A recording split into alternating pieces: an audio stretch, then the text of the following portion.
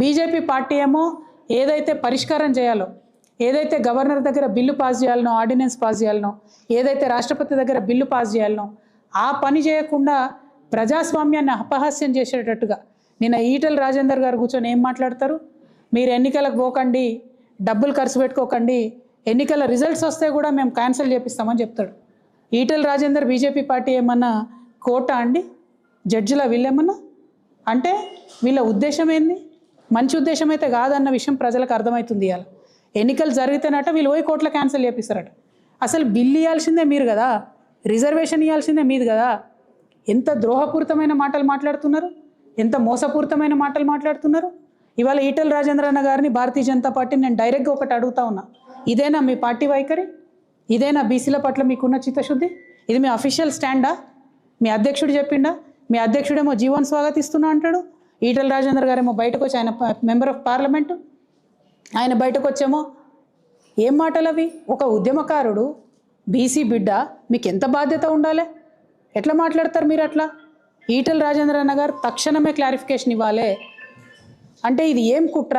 ఒక పక్క కాంగ్రెస్ పార్టీ ఏమో జీవో ఇస్తుంది, ఇంకో పక్క జీవోని అడ్డుకోవడానికి వాళ్ళే కోర్టుకు పోతారు, ఇంకొక పక్క ఎలక్షన్ వస్తుంది అనేటటువంటి సంబరంలో కనీసం చాలా చోట్ల బీసీలకు అవకాశం వస్తుందని అనుకుంటుంటే మీరు ఎన్నికలకు పోకండి, మీరు ఖర్చు పెట్టుకోకండి, మేము కోర్టుకు పోతామని చెప్తారా? మీరు ఏం పార్టీ మీది?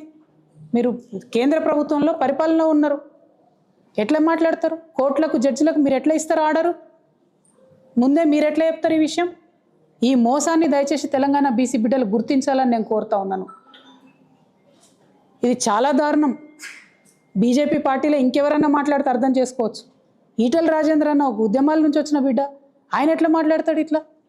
You are an MP in a ruling party. How can you dictate what the court is going to say? How can you say we will go to the court after elections and elections will be cancelled just like Maharashtra? So did you influence Maharashtra decision also? What are you saying, Mr. Etal Rajendra Garu?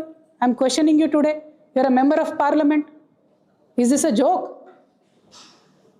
The fight that we are doing on the street for the OBC community of Telangana, does this look like a joke to you? Is this a joke for BJP party? స్పష్టంగా జవాబు ఇవ్వాలి, ఈరోజు answer చేయాలి. మోసం చేసి కాలమెల్ల తీస్తామంటే కాదు. అరే మాట్లాడడానికన్నా నియత ఉండాలి కదన్నా. గవర్నర్ దగ్గర పెండింగ్ ఉంది ఆర్డినెన్స్, మాట్లాడరాదా మీకు? ఇక్కడున్న 8 మంది పార్లమెంట్ మెంబర్లు పోయి కాలు పట్టుకోండి మీ మోడీ గారి, అన్న మా తెలంగాణ వాళ్ళకు రిజర్వేషన్ కావాలి ఇవ్వండి అని అడగండి. అది అడగ చేత కాదు, ఉల్టా ఏమంటారు? ఎలక్షన్లకు పోకండి అంటే ఇప్పుడు బీసీ బిడ్డలు ఎంత కన్ఫ్యూజన్లు ఉండాలి?